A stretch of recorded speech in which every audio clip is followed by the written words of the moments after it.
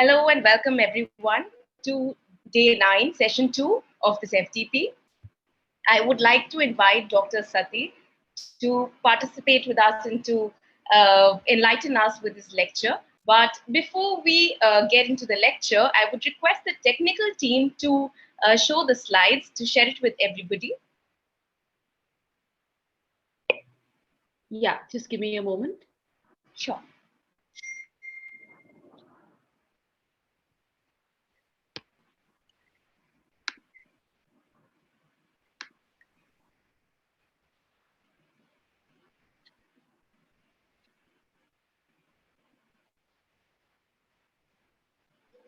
Welcome, sir. Good evening.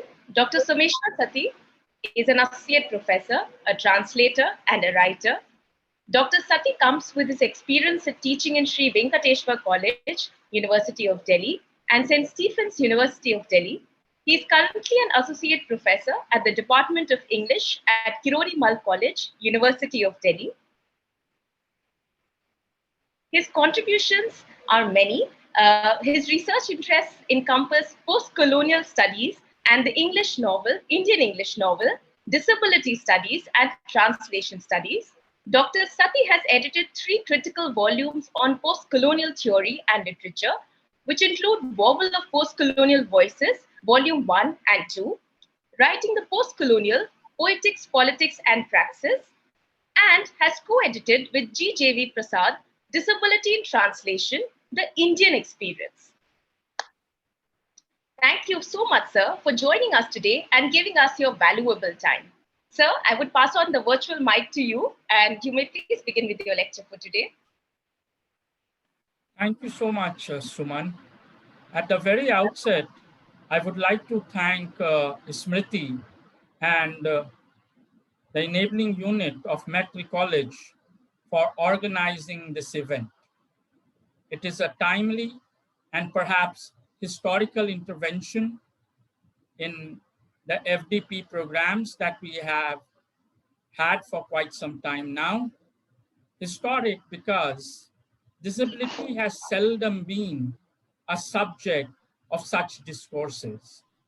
And I would like to thank you for making me, in a sense, a part of that history. I was asked to talk about literature and disability.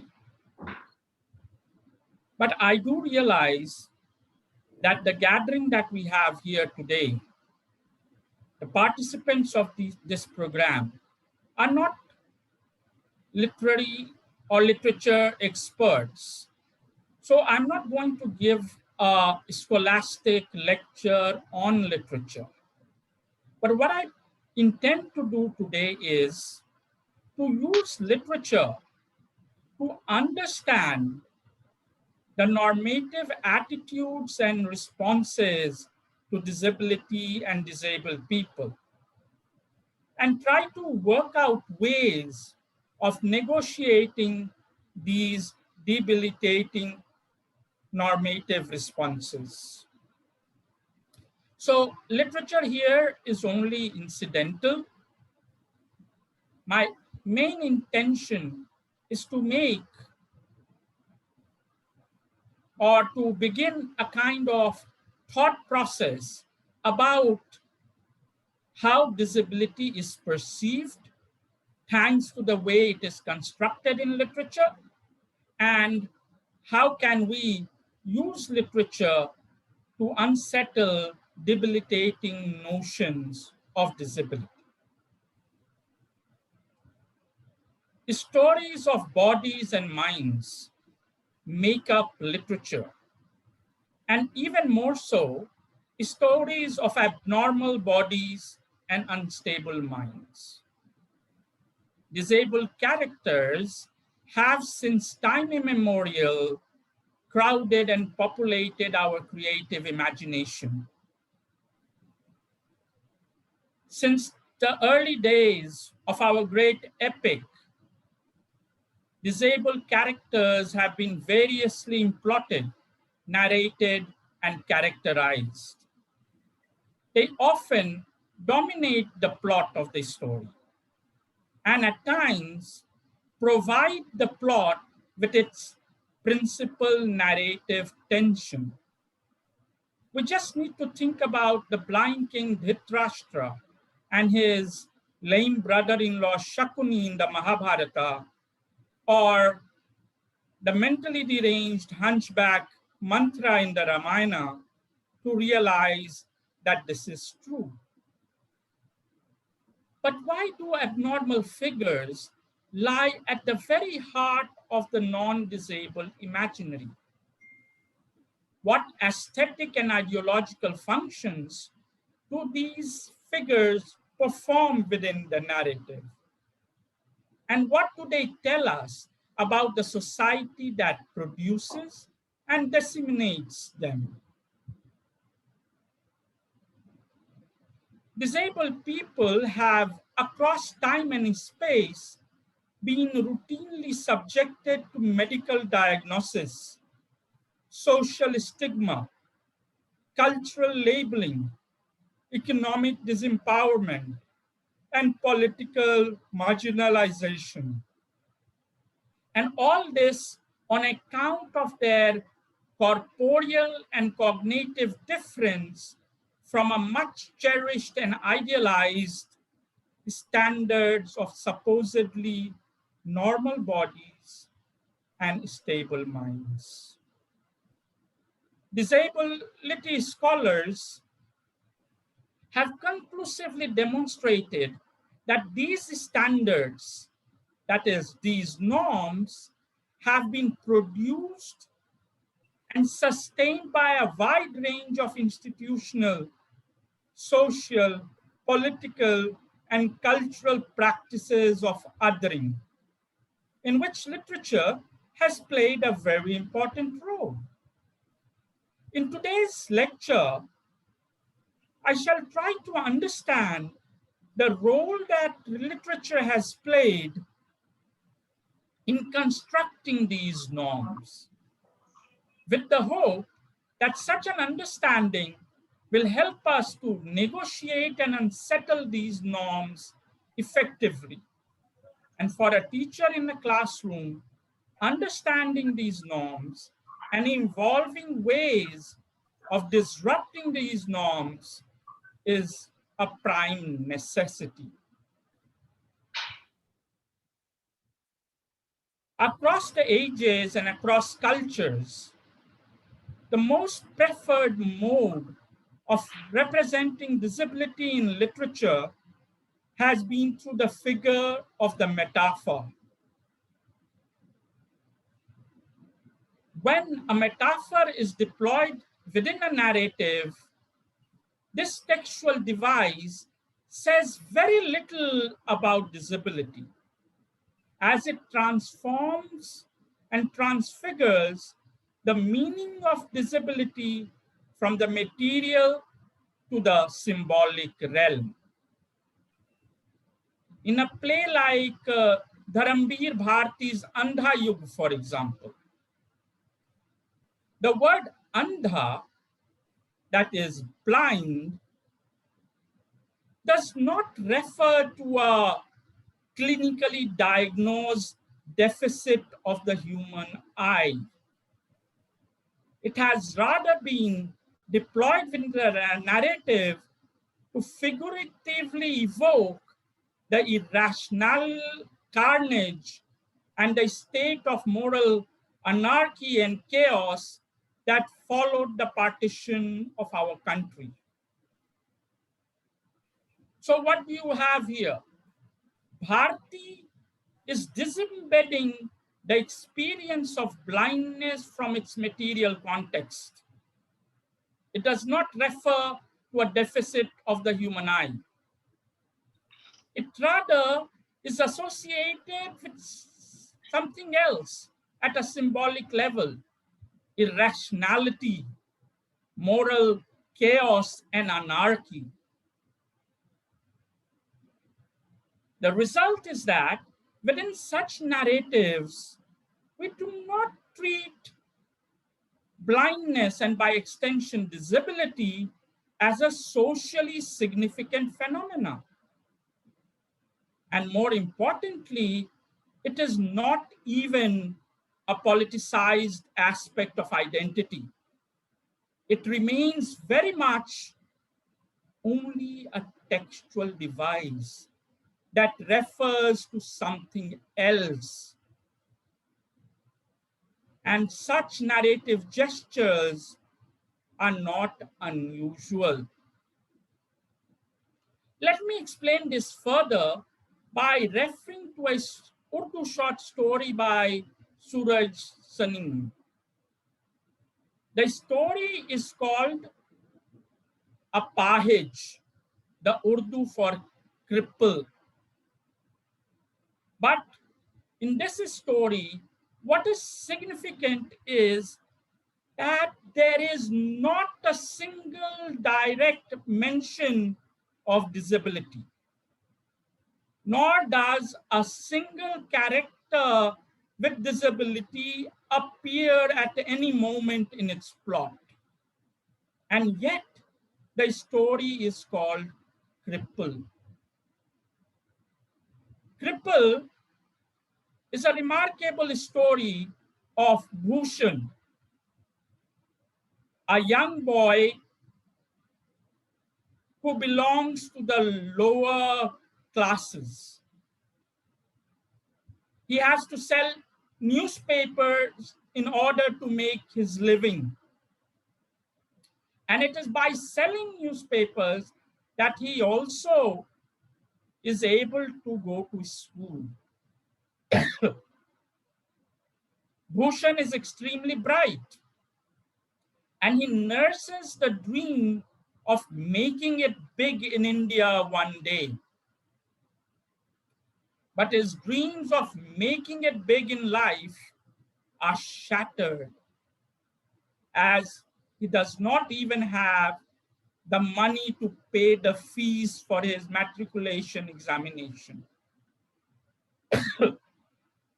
He finally ends up a waiter in a civil club. This is the plot of the story. But the title of the story is Cripple. Isn't it amazing?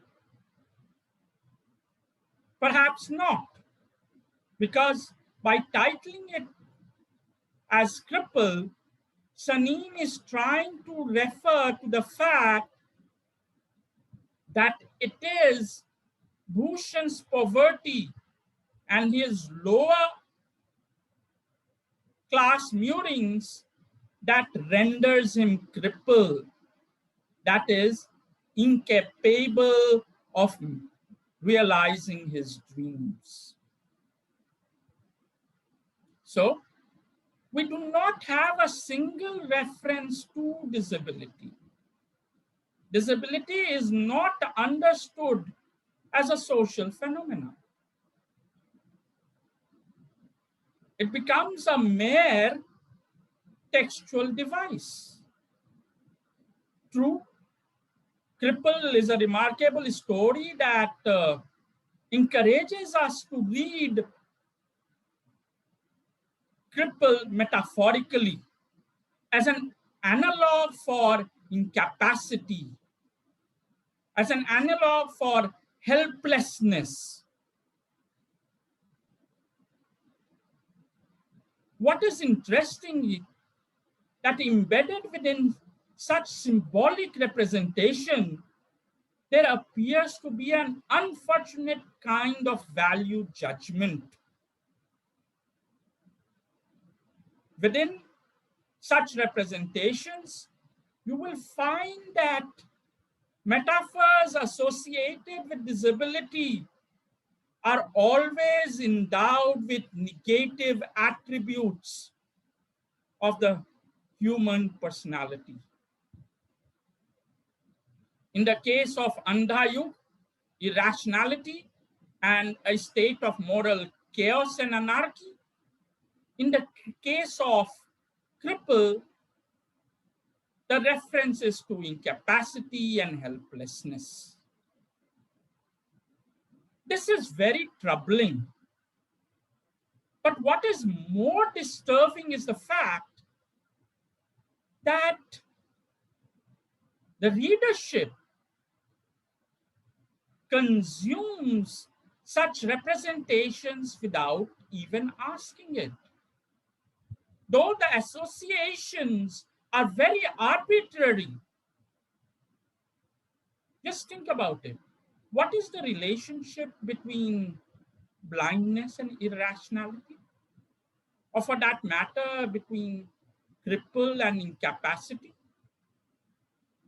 And yet, the readership consumes such representations with great ease. Arbitrary associations are seen as if they are natural. This speaks volumes about how disability has been lodged in our collective consciousness. So we need to first understand, how is disability lodged in our collective consciousness? The very mention of the word disability evokes in our consciousness countless images of the human body gone wrong. Images of fractured and destroyed bodies. Images of dysfunctional eyes. Images of inarticulate voices. Images of unstable minds. And the list goes on. These images are in fact deeply entrenched in our consciousness. So much so that they define the very way in which we tend to understand and conceptualize disability. In common parlance, disability is used to denote a clinically diagnosed deficit or lack that impedes, hinders, and even at times totally incapacitates the potential of the individual to perform normative life functions. What is evident here is the tendency, which is widespread and commonplace, to understand disability in medical terms, a clinically diagnosed, right? And as a problem, as a deficit or lack. And then the genesis of this problem is traced to the individual's body. But here I have a simple question. Is disability a mere matter related to the human body? Today, I invite all of you to think and think really hard about this matter. Let me start the process by asking you to contemplate upon the specific example of a wheelchair user confronted with a flight of steps. When faced with the staircase, a wheelchair user finds himself or herself disabled, unable to negotiate the different levels of the building. He or she is unable to ascend or descend to the next floor. But when that very wheelchair user is provided with the facility of the ramp, or for that matter, the elevator, he or she can easily negotiate the different floors of the building, and therefore, in a sense, ceases to be disabled. If this is the case, then can we trace the experience of disablement entirely to the individual's body? Or do insensitive and unfriendly, hostile environment that disempower and discriminate against disabled people have something to do with it?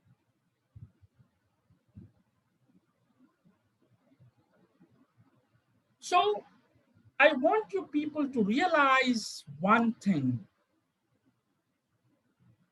A disabled person's impairment is not his or her disability.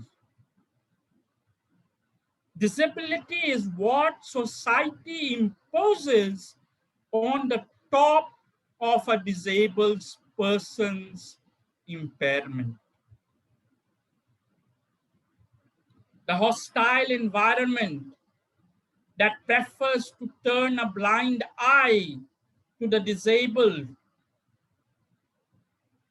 is what lies at the heart of an experience of disablement. Therefore, if we have to understand disability in its proper context, we need to go well beyond the body. We need to reject the medical model and move disability out of the corridors of hospitals and locate it within the social, cultural, and political realm. What I'm advocating here is a paradigmatic shift in the way we understand and conceptualize disability. I am advocating a shift from the notion of disability as a medical problem of the individual's body to the notion of disability as a social pathology. When we try to understand disability as a medical problem, we are saying that disability belongs to the realm of nature. But is this the case? Let me explain this with a simple example, a very contemporary example.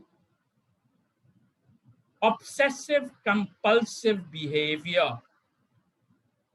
One of the obsessive compulsive behavior is constantly washing one's hands. During the pre-COVID times, this habit was looked upon as a symptom of mental instability. There is something wrong with this person.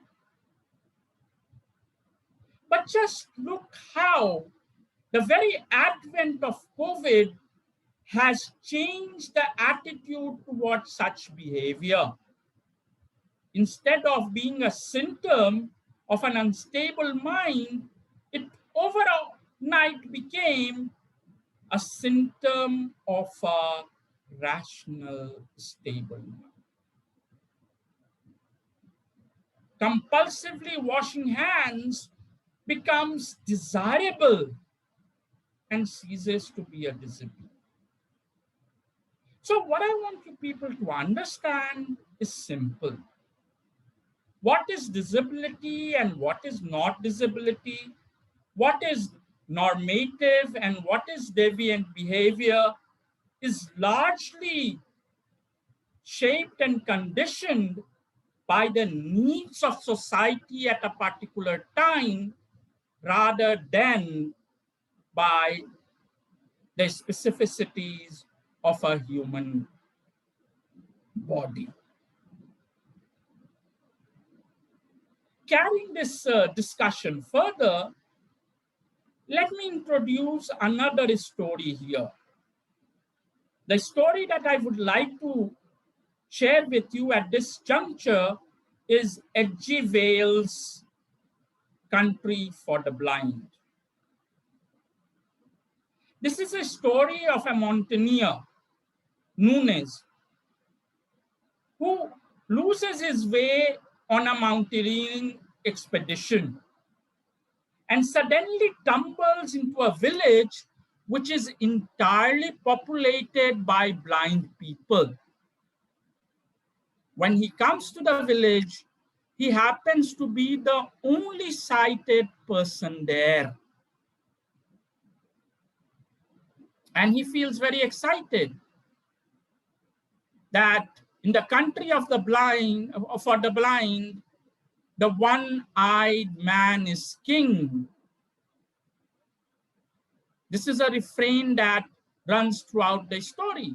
And Nunes feels that he will be able to establish himself and dominate the blind population of that village. But that doesn't happen. Why that doesn't happen?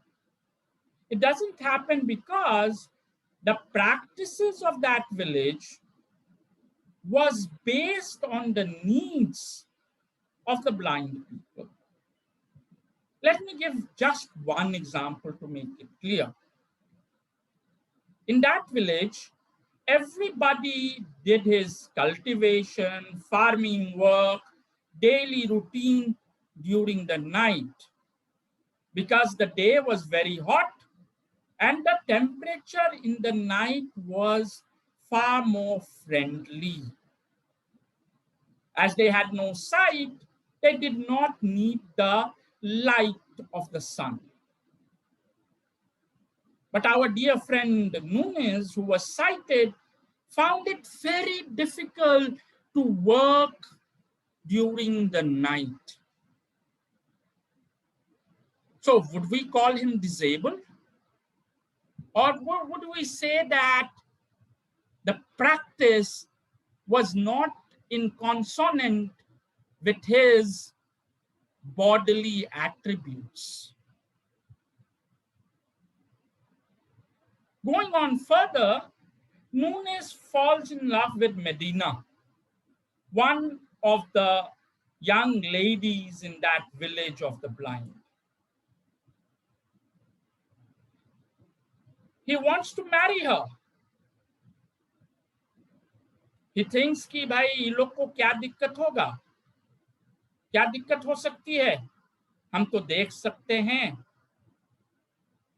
But to his surprise, the villagers refused to give a consent to this marriage.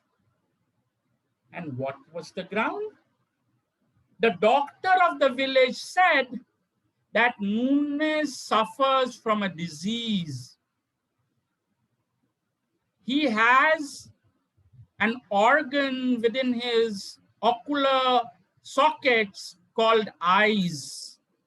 And that is a disease because that is what makes him talk about so many things that are beyond our understanding. So, in a village which is inhabited largely by blind people, seeing through the eyes becomes a disease. So, is deviant behavior merely a matter of numbers? Just think about it. The practice that is rendered normative is the practice that the majority of people follow. And the deviant are rendered as diseased.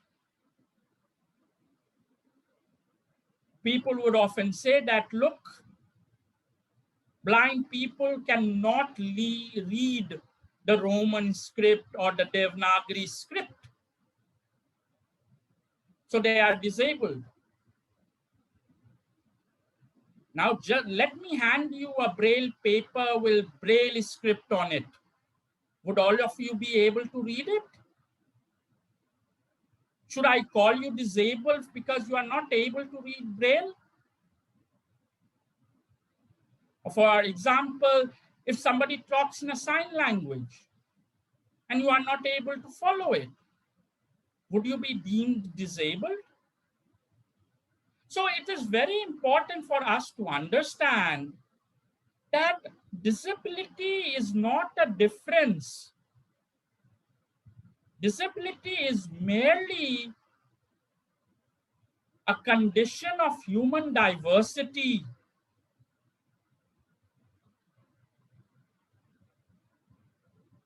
But unfortunately, for this to happen, we need to move away from the medical model of disability, from the concept of disability as a lack and deficit that hinders the capacity of an individual to perform normative life functions.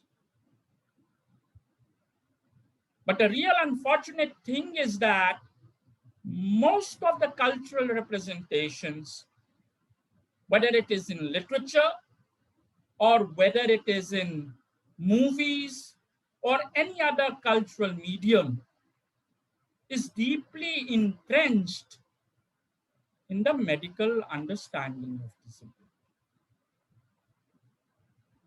which looks upon disability as a lack and a deficit. And the result is that within this paradigm of understanding, a disabled person's existence becomes subhuman. Just look at the majority of descriptions that you have in literature. A blind person is suffering. A cripple has to really work very hard. And life appears to be burdensome in every sense of the term. Today, I will become a storyteller and share another story with you. This time, it is a Marathi short story called Shwash by Madhavi Gharpure. It was made into a film which won the national award. But at the crux of this film or the story is the story of a young boy who has the cancer of the eye. And in order to save his life, it is necessary to operate them, to pluck them out. And inevitably, this young boy would become blind. So they decide on the operation, a date is fixed. The doctor feels very sorry that this boy is going to lose his sight. His grandfather also feels sorry for him. And on the date of the operation, what happens? The grandfather takes this boy away from the hospital. And the doctor is disturbed. Ki bhag gaya, kahan bhag gaya? And they return the next day. When the doctor asked the grandfather, what did you do? Why did you disappear? He said that this would be the last day of my grandson's sighted existence, and therefore I wanted him to see the entire world for the last time. So I took him out to show him the sights of this beautiful world. The doctor understands, but what amazes the doctor is the mature way in which this young boy is approaching the whole situation. He says that, look, this boy is going to become blind, and look, he is not traumatized at all. What an extraordinary person. I have deliberately narrated this story because this story has been narrated from the point of view of a doctor. And look, he is going to save the life of the person, and yet he is sorry for the person because that boy is going to lose his sight. There is an amount of pity there, right? Because his existence will become subhuman.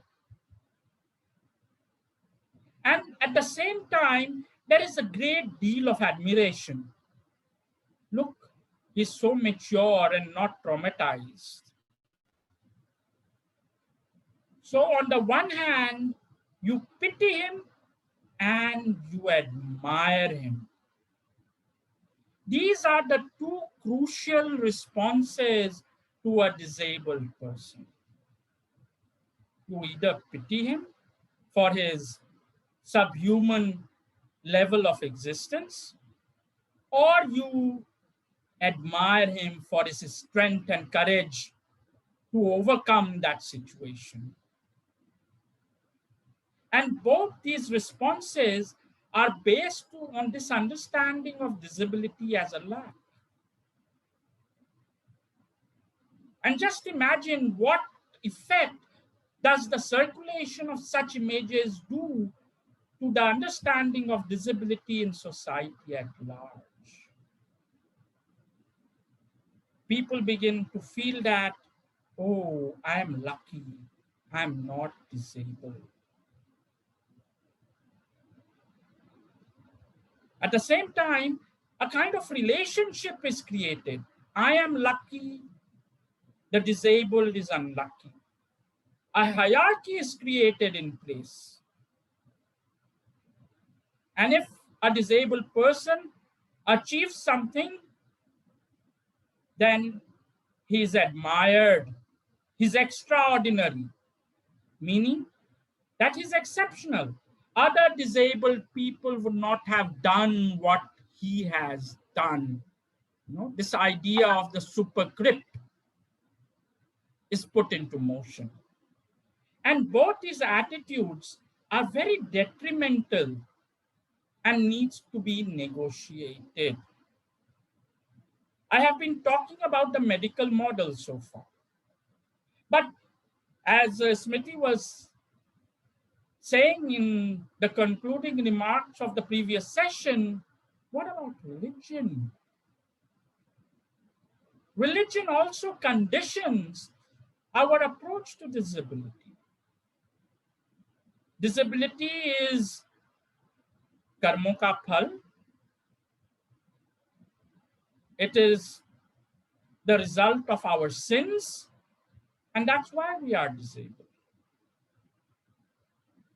So from the body, disability becomes a punishment from our deeds. And most of the stories you see are laden with such imageries. Be it Tagore's Shubha, where the parents look upon her as a burden, as a curse, as the result of their previous sin. Even the great epics. Dhritarashtra went blind because while having a union, Dhritarashtra's mother had closed her eyes, not wanting to see the ugly father who was not her husband. So even our epics explains things in such a way. Raja Dasrath and Kaushalya had met even before marriage, and they had united physically. They had given birth to a baby girl, And because their union took place outside the wedlock, the girl is born disabled. Her disability is portrayed as the result of the sins of the parents. So, disability in our society has been associated with misdeeds,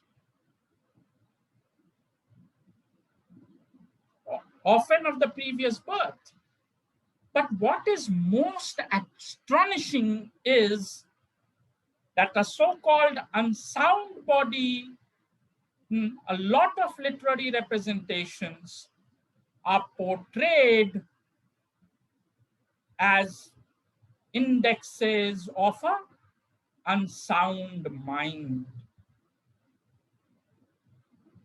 Remember Omkara? Langra Tyagi?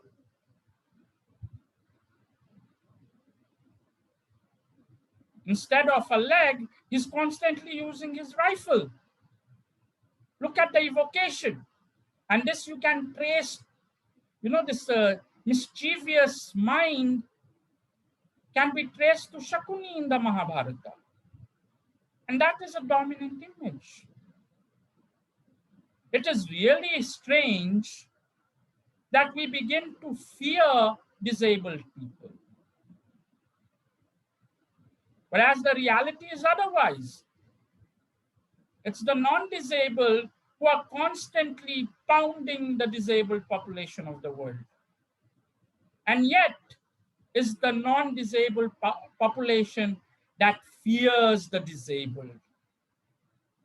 Have you thought about this and tried to imagine why this is the case?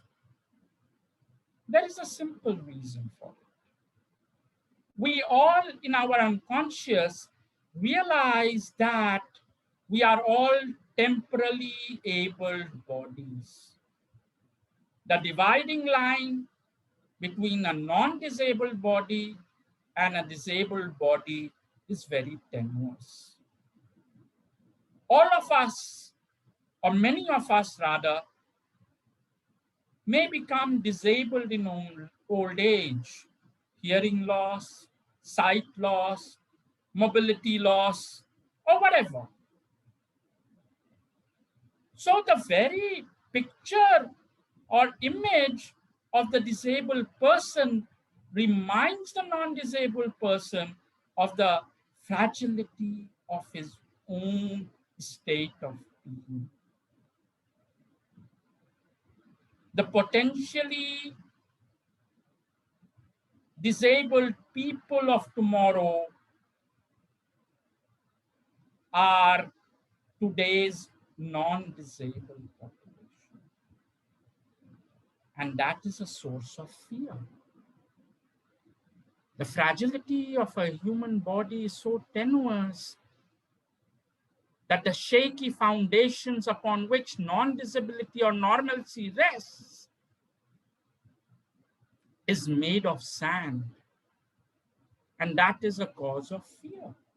Otherwise, there is no other plausible cause for it. In literature, you have these endless images of disabled people projected as monsters. Why? For example, in the Bangla short story, The Leprosy Patient's Wife by Manoj Bandyopadhyay, you have this person who is inflicted with leprosy. He becomes very sad, he withdraws into the room. His wife begins to take care of him. But this leprosy patient becomes abusive, insults and maltreats his wife. Despite that, the wife continues in a seva bhav, taking care of her husband. but he's portrayed as a monster.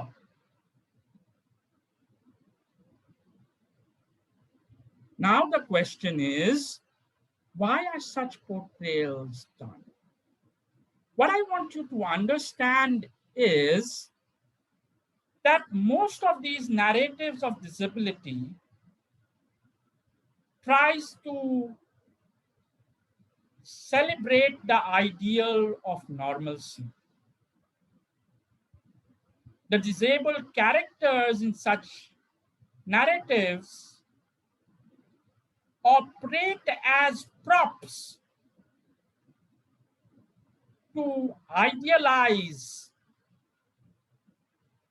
the normal. What you need to understand is disabled characters operate in these stories only to make the norm appear even more explicit. In fact, the supposed norm of a supposedly normal body and stable mind is constructed in and through stories of abnormal bodies and unstable minds. The disabled population has always been projected as the other. So the first and fundamental thing that we need to understand is that we need to negotiate this process of othering. The disabled is not the other of the non-disabled, and vice versa.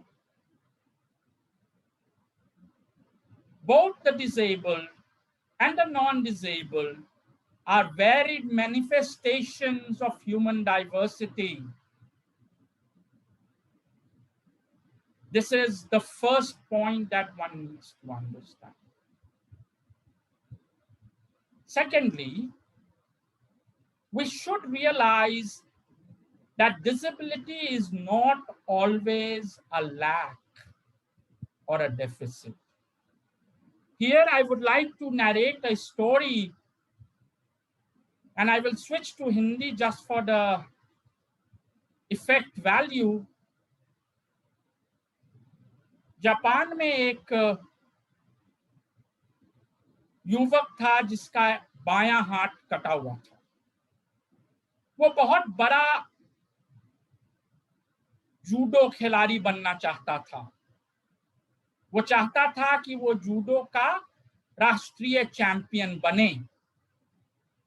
वो कई कोचों के पास गया, सब coach उसको नकार दिया कि तुम्हारा तो एक ही हाथ है, तुम जूडो क्या लड़ोगे। तो वो जापान का सबसे बड़ा कोच के पास गया और उससे कहा कि हमको जूडो सिखाइए, आपका बड़प्पन तभी होगा जब हमको आप चैंपियन बनाइए। और उसको ये इस बात का आश्चर्य हुआ कि वो कोच तैयार हो गया, लेकिन वो कहा कि मैं जो बोलूंगा आपको उसी तरह करना है और कोई सवाल नहीं पूछना है। ये युवक भी तैयार हो गया। रोज सुबह उसको बुलाया जाता था और कोच एक ही दाव उसको सिखाता था, रोज रोज वही दाव सिखाता था। 3 महीना निकल गया, 4 महीना निकल गया और वही एक दाव सिखा रहा था। चैंपियनशिप की बारी आई तो ये युवक को भी आश्चर्य हो रहा था, एक ही दाव हमको सिखाया है। और चैंपियनशिप की बारी आ गई तो कोच बोलता है आप चिंता नहीं करो, आप जाओ लड़ो और आप जीतोगे। और वाकई वो पहला मुकाबला जीता, दूसरा जीता, करते करते वो चैंपियनशिप जीत गया। तो वो फिर कोच के पास आया और कहा, गुरुजी आपने मुझे एक ही दाव क्यों सिखाया और ये हम जीत भी गए, इसका क्या राज है? तो वो कहा, कोच ने कहा कि मैंने तुम्हें वो दाव सिखाया है जिसका एक ही तोड़ है कि ओपोनेंट का बायां हाथ पकड़ के खींच दो। इसके पास तो बायां हाथ था ही नहीं, तो उसका जीतना स्वाभाविक था क्योंकि वो दाव का कोई तोड़ ही नहीं था। तो सब नजरिया की बात होती है। So instead of looking at a situation from a negative perspective, we can always look at it positively. We should not only use metaphors of disability negatively. We should not only look upon it as a lack. अगर lack देखते हैं तो हम लोग सब लोग the whole human race is disabled. Can you run as fast as cheetah? No, you can't. So are you disabled vis-a-vis a cheetah? So why is a person who cannot move as quickly as a standard human being termed as a disabled?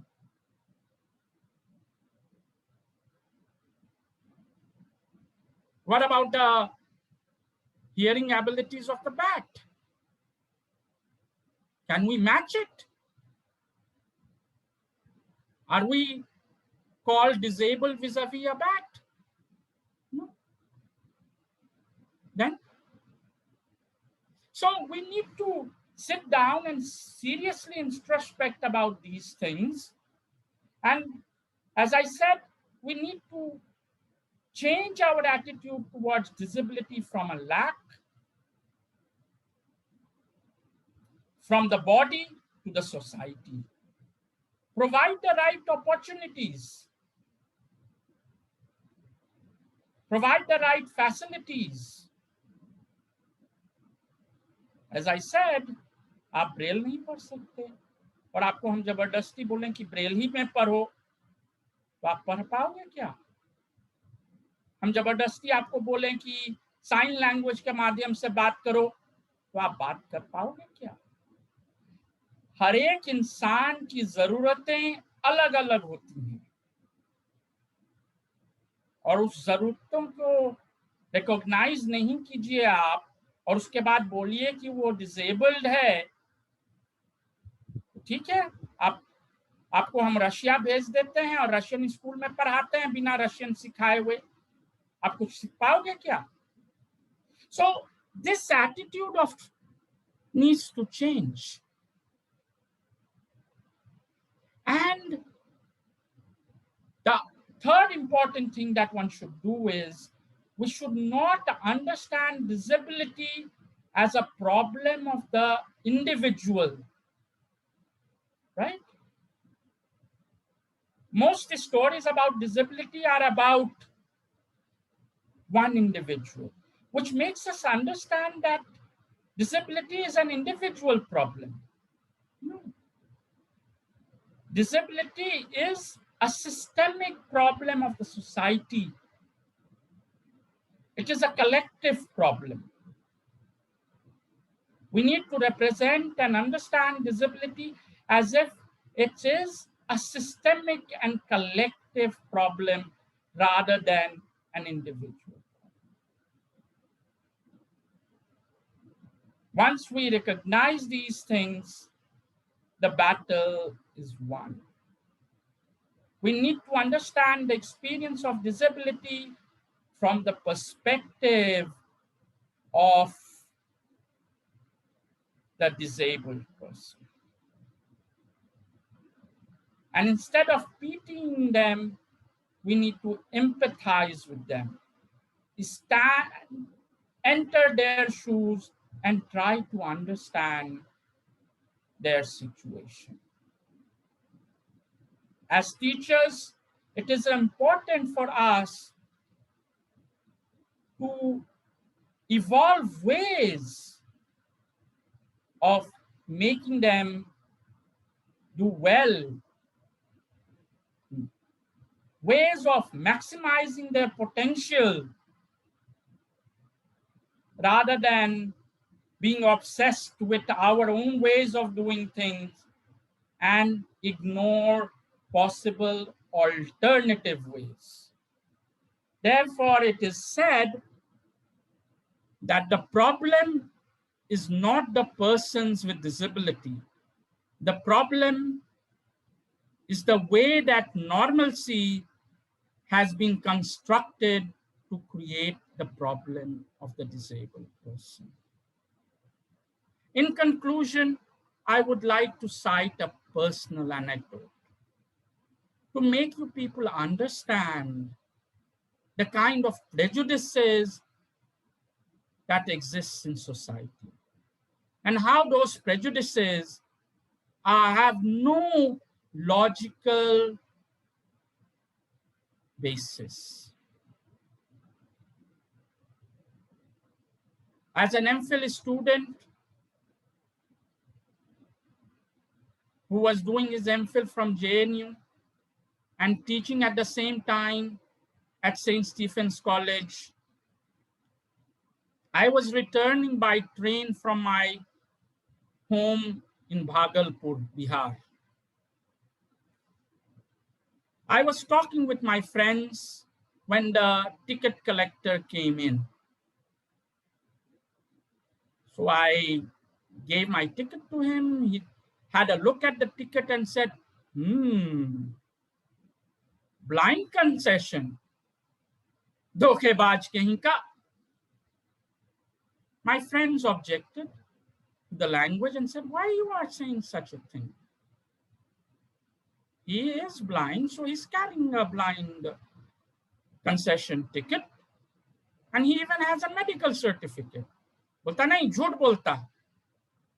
So one of the friends said, आपको कैसे पता कि ये झूठ बोल रहा है? अंग्रेजी बोलता है, तो अंधा कैसे हो सकता? शायद टिकट कलेक्टर को ये नहीं पता था कि ऑस्ट्रेलिया, इंग्लैंड, न्यूजीलैंड, कनाडा और यूएसए और अनेक देशों में सब लोग अंग्रेजी ही में बोलते हैं, तो क्या वहां ब्लाइंड नहीं होते? But jokes aside, English in India is taken to be the language of education. The conception of the ticket collector was that being blind, this person could not have access to adequate education. And that is the way that our mindset works. And we need to change this mindset. After all, I am here talking to you in English and teaching English in DU for the past 27 years. Thank you. Thank you very much. Thank you so much, Dr. Sati. This was such a wonderful, such an engaging lecture. I mean, I was totally glued to the laptop throughout, and even the chat box is filled with appreciation and a lot of questions. Very quickly, I would just like to comment on your lecture, where you moved on from the metaphorical references and symbolic level at which disability is addressed in literature to talk about works like Andha Yug and Apangage, and moved on to the social model of literature, disability in literature, to when you talked about Country for the Blind and Shwash. And wonderfully, you also switched over to Hindi. जो हमारे हिंदी श्रोता हैं उनके लिए जापानी कहानी बताई आपने, बहुत ही बढ़िया. And towards the end, you wrapped it up with a beautiful personal anecdote that intersected disability, education, class, and language as one of the aspects. So moving on to the chat box, which, like I said, is filled with questions and appreciation. I'll draw your attention to the first question that is from Mr. Vikas Kapoor from Ramjas College. It's a comment come question. He says that a lot of people who belong to the less educated or even sometimes the average educated sections of the society would like to address the people with visual disability as surdas. He says it with its quotes. He says this is an Indian mindset. But the question is, do you think this is a unique trend in India, or are there such kind of cultural specific English terms also used in other countries? See, Vikas, nice to hear from you after such a long time. I'm glad you asked the question. When we talk about surdas, which is a very Indian expression, the intention is not to hurt the person. It's looked upon a positive way of addressing a blind person. But is it really a polite and positive way of addressing them? Now, the question that you asked is, do we have other such references or expressions in other culture? Not that I know of, though there have been many, many blind poets. Homer was blind. Nobody in Greece called blind people Homer, right? Milton was blind. Nobody in England called blind people Miltons. So this is a very strange phenomena in our country, where you try to conjure from the past a particular person who has established himself or herself and equate the present disabled people with them. The non-disabled world will regard it as a polite gesture, but I don't. The same happens with the use of the word Divyang. People feel that we are deifying the disabled, but you are denying the disabled their material embodiment and trying to suggest that this is God-given. So I think we need to be very cautious about such expressions and make the non-disabled world aware that please don't address us as surdas or as Divyang, right? It's our responsibility. Yes. Thank you so much for that answer. This is from Dr. Girishma. She wants to know, is there any literature referring to quote unquote acceptance of a label or diagnosis of a disability, especially learning disabilities and coping? Well, the body of literature is so vast. Atha sagar hai. Samundra manthan mein amrit nikal aata hai. There are such stories, yes.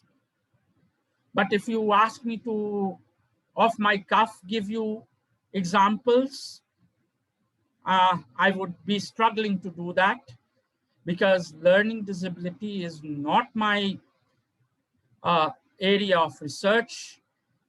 But yes, if the organizers share my email with you and you can get in touch with me, I'll definitely let you know at least of 5 to 6 such Sir, we will share. Right Yeah? now, I can think of Vardharaj's story, learning disability, you know. Which one? Vardharaj's story, that guy who is struggling to get Vidya, and then he wants to commit suicide, and he is nearby the whale, and, you know, he's then he learns the lesson that if Rassi can make sign like it's sign in the whale ka kinara, you know, then why Right. can't I go and study and become intelligent? And he writes Panini, you know. Right. So right now I can think of this immediately. Learning disability example. Yeah, there are many, but right now it's like in the ancient world, I can think of this and many more, which I can give list, and sir can also give list of No, it. when we talk about the Panch Tantra, I don't know whether people realize that, you know, the Panch Tantra is actually a set of stories which were acquisitioned by the king of the time. He had asked Vishnu Sharma to evolve ways of educating his Mandra Buddhi Yuvraj, right? So at that level, that is also a learning disability. You know, the Yuvraj for whom the entire narrative of the Panchtantra was woven, where was a Yuvraj who had learning disability. Yes. And hence he could not go to a proper school, and hence uh, Vishnu Sharma was asked to evolve a way of educating them. But the real problem with that, I feel that, you know, the entire narrative of the Panchtantra, though it embodies the wisdom of the world, it is a very ableist wisdom that is being taught to the disabled prince, right? So we could have endless narratives of these kinds, but narratives that are effective, I need to go through my notes and I'll definitely get back to you. Right, sir. Thank you so much. Sir, this is a question from Dr. Sachin. He wants to know how in the Mahabharata, when Eklavya was deliberately made to cut his thumb and he was disabled, therefore, how does that qualify as Guru Dakshina? And what is your opinion on this? As I said, you know, we Indians have a very polite tendency to soften aggression, right? जैसे सूरदास वाला उदाहरण है. Here, an act of unpardonable sacrilege is more or less legitimized as Guru Dakshina, right? And it needs to be questioned, not just questioned, but also propagated, that instead of asking for his payment, he's actually punishing him for doing something that he should not have done. Disability, inflicting disability as a form of punishment, that has been a long tradition both in the East and the West. आपने गलत काम किया इसलिए आपको punish किया जा रहा है. आप देखिए महाभारत का जो नैरेटिव है उसमें कहीं ये प्रतीत नहीं होता है कि गुरु द्रोण ने गलत किया. The whole narrative seems to suggest that, look, this guy deceived the guru and he had to pay the Guru Dakshina.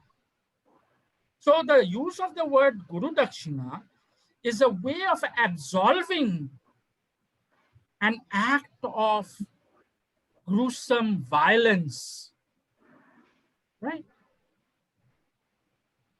So that is the way that I would read it, and I would place it in the narratives of, projecting infliction of disability on people as a form of punishment. And that is sanctified even by our myths. आपने गलती किया इसलिए देखो आप disabled हो गए, आपको punishment मिल गया. So It's a guru dachina and an act of justice. That's the way that the narrative projects it. But you will never find a greater injustice in the entire history of world literature. Right, sir. Thank you so much for that answer. This is a question from Mr. Sonam. He asks, do we need to change many terminologies like blind, deaf, dumb, lame, and so on, which are used in our literature in different languages and cultures across the world and in the country, which are creating a kind of negative thought and imaginations about the same human being? See, we need to be very careful about the language we use. Before coming to the expressions that you cited, disabled people have been referred to as handicapped. Disabled people have been referred to as people with special needs. All of us have special needs of our own.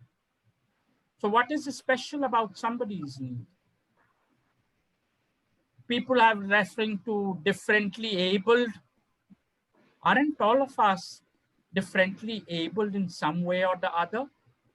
The problem that I have with these two expressions, special people with special needs and differently abled, is that at the heart of such expressions, there is a desire to differentiate, right? And differentiate in a exclusive sense. आप हमारे साथ discrimination कर रहे हो, उसके बाद हमको special बोल रहे हो। भाई ऐसा स्पेशल का तगमा मुझे नहीं चाहिए, आप डिस्क्रिमिनेशन ही करना बंद कर दो, वही काफी है। Then the most acceptable way of referring to it is people with disability or disabled people. Which is the better one? I think both are appropriate.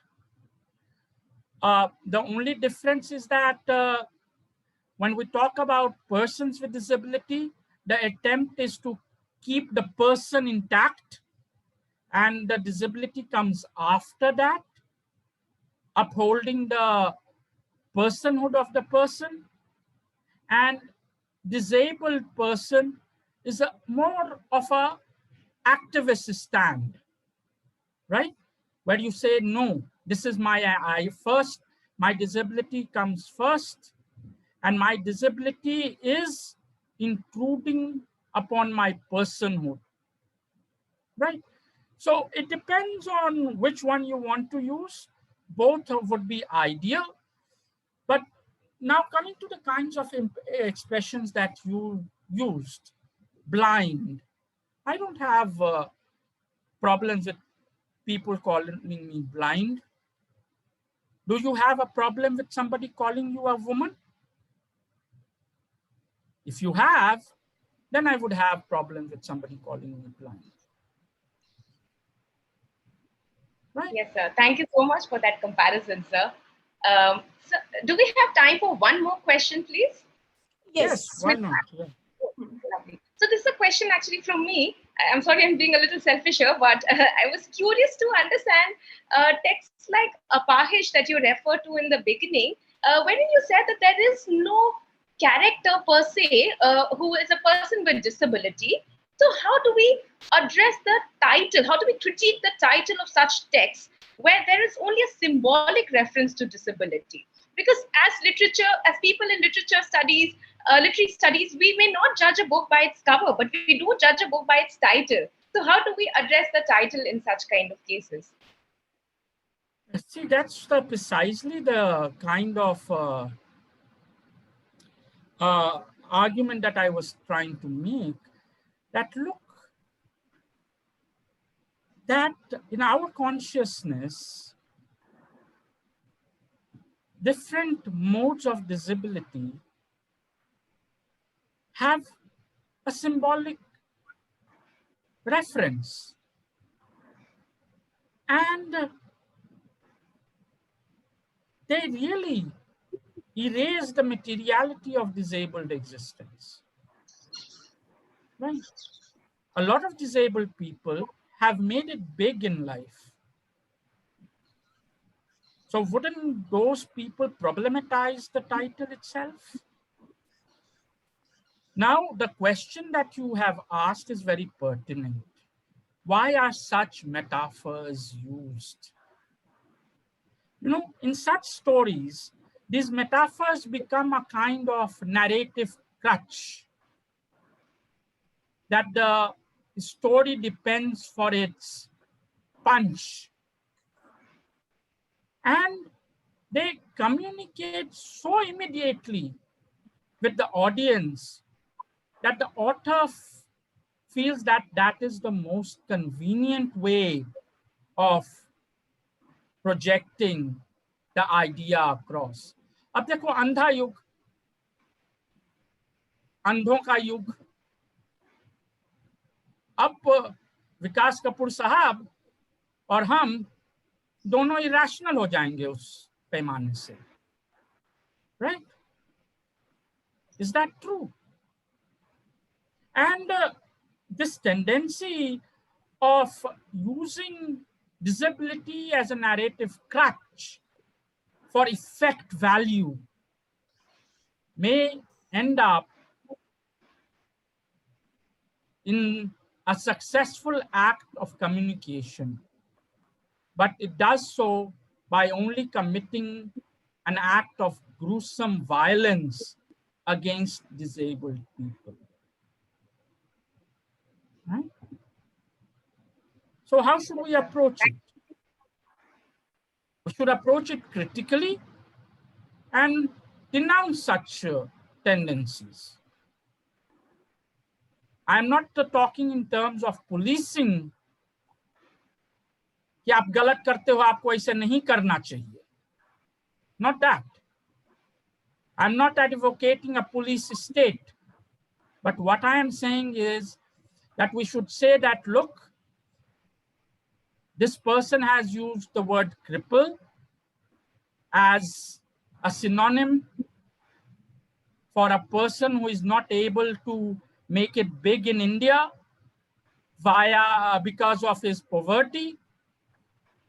But there are crippled people who have made it big. So does the metaphor really stands the test of material existence? You know? So we problematize it rather than reject it. Because if we reject it, we are committing the same violence that the non-disabled world commits against disabled people. Rejection is not the way out. Problematizing it, that look, there is a problem here. Could we correct this problem? We cannot unilaterally say that, kya kar rahe ho, hatao, band karo. That is authoritarianism. And we live in a democratic society. We need to advocate our case, converse with people, and make people understand rather than impose our ideas on them. Thank you. Thank you so much, sir. Thank you for so patiently addressing all the questions. Appreciation, and a few more questions are still pouring in, but we will send it over to you via email. And now I would like to invite Dr. Smriti Singh to thank you formally and to end the session. Thank you so much, sir. Thank you. It is my pleasure to thank my mentor, Dr. Someshwar Sati. He has been my mentor since I have joined Delhi University in 2001. And it was indeed very nice lecture and very informative as well. And the technique, the term, the taboo, the stigma, which we were discussing about in the beginning of our talk in social responsibility, right? The stigma is so much attached to us. So it at times becomes very difficult to get over. And through literature, now time has come through our action, through literature, through drama, through moments, through whichever way we want to subvert that stigma from us. And that would be achievement. Like the refresher course, this course was designed with the idea not only to sensitize people, but to subvert the idea, to convert people to think in different way, the way people can think and they can understand about disability and disabled. When in the new education policy, everybody has to deal all kind of students. So it becomes difficult if we don't know, we don't understand need of our students, because caste, gender, class, still we have started studying. But about disability, very few university and very few courses are offered. So it becomes difficult for teachers to understand in the real sense about disability and about inclusiveness. So your talk has opened up that door to understand and to read about it more, and through literature we can subvert the idea. Thank you so much, sir. And thank you so much for giving lots of examples from Asian literatures. Generally, when we come for this kind of talks, like lots of examples are given from Western world and English literature and so on and so forth. But the kind of Hindi you used and Hindi literature and all the other Asian literature, that was really inspiring. Thank you so much, everyone. Tomorrow we would be meeting at 3 o'clock. I request technical coordinators to stop recording.